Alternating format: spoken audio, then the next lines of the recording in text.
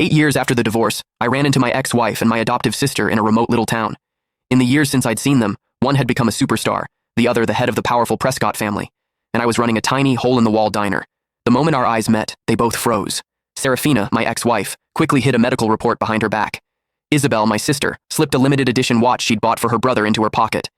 I calmly finished packing the takeout order and handed it to them with practiced courtesy.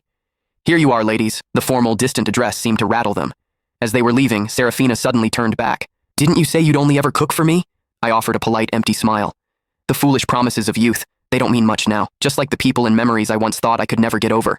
With time, they had all faded to nothing. Through the open glass door, the noise of the street drifted in, but it couldn't dispel the frozen silence that had settled over the diner. The two women who had conspired to ruin me, to cast me out of my own home, now stood at the counter, unwilling to leave. Serafina clutched the plastic bag of food, choosing her words carefully. "Owen is injured and needs to recuperate. The facilities here are excellent, so we brought him to stay for a while. Mom and Dad, they came too," she added. "Do you want to see them?" I shook my head, wiping a grease stain from the countertop. "No, that's not necessary. Please give my regards to Mr. and Mrs. Prescott." I paused, then added, "Actually, it's probably best you don't mention me at all. Being associated with someone like me would only tarnish the Prescott name." At that, my adoptive sister Isabel's brow furrowed. "Noah, these past few years Noah!" A young woman with streaks of red in her hair bounced into the diner, instantly latching onto my arm like a koala.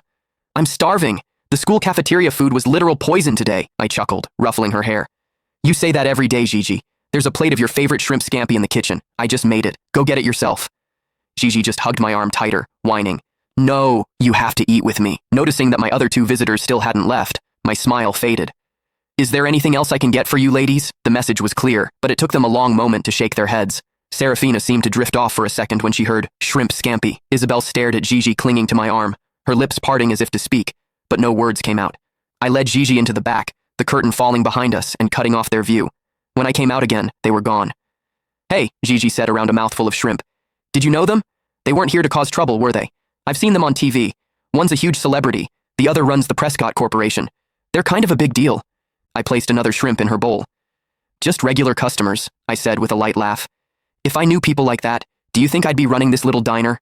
I'd have moved us all into a mansion by now." Gigi giggled, then leaned in conspiratorially. "I heard that Superstar's husband is the one who's sick. The whole family came all the way out here just to take care of him. Must be nice, having that many people who care about you." I said calmly, wiping a grain of rice from the corner of her mouth. "Oh, I knew exactly how much they doted on Owen Prescott. 8 years ago, for his sake, one of them had publicly accused me of slander and assault, sending me to prison. The other had announced to the world that I had taken my own life out of guilt, personally ensuring I was erased from." Click the link in my bio to get the full story for free.